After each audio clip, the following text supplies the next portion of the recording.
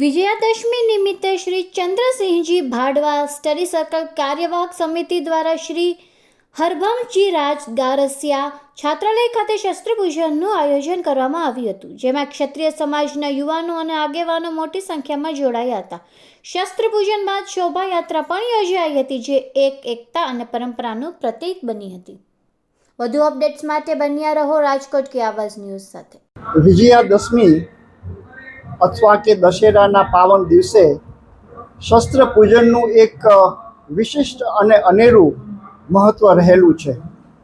શાસ્ત્રો આ એવી પરંપરા છે કે જ્યાં આયુધો, વાહનો તથા આજીવિકામાં ઉપયોગ લેવાતા સાધનોનું વિધિવત પૂજન વિધિ એ મારી દૃષ્ટિએ પરાક્રમ, સુરક્ષા અને આંતરિક શક્તિને ઉજાગર કરતી, એ પ્રદાન કરતું અને અન્યાયના અંતનું એ પ્રતીક છે.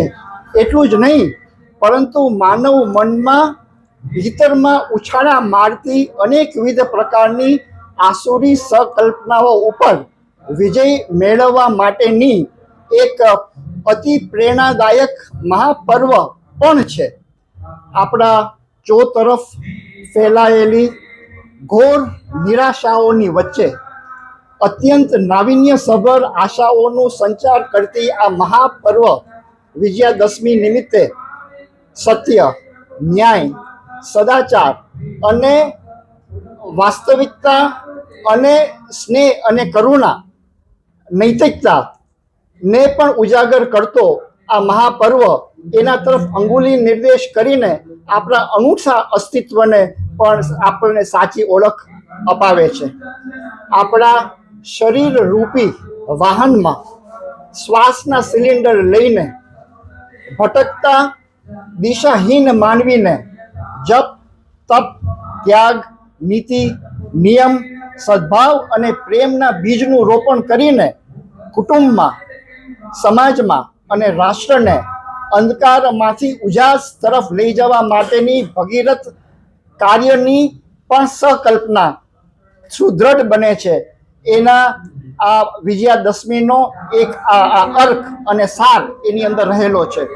આપણા 10 મહાશત્રુ પ્રત્યેક ભારતના નાગરિકને એના ઉપર જીતવા માટેનો પ્રયત્ન કરવો જોઈએ, જેમ કે કામ, ક્રોધ, લોભ, મોહ, અહંકાર, અભિમાન, છળ, કપટ, નફરત અને હિંસાને ત્યાગીને, અને ભલે આપણે શેરીમાં કે મહોલ્લાની અંદર રાવણ દહન નહીં થાય તો ચાલશે, પરંતુ દરેક પરિવારની અંદર રાવણીય લક્ષણો ઓછા થાય તે જોવા માટેની અત્યંત જરૂરી છે.